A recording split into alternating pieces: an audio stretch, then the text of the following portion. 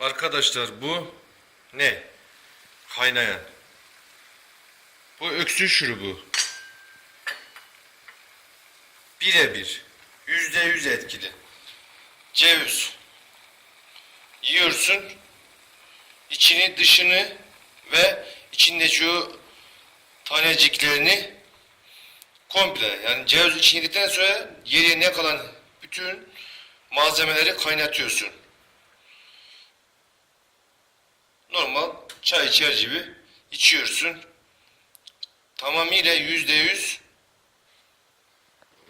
öksürük kesiliyor. İlaca para vermeyin. Doğal. Dua edersiniz. Dadaş İlyas Dindi. Afiyet olsun. Allah şifalar versin. Kesinlikle bak. İlaçlara para vermeyin. Ben bunu yaptım. %100 sonuç. İnşallah zaten siz de görürsünüz.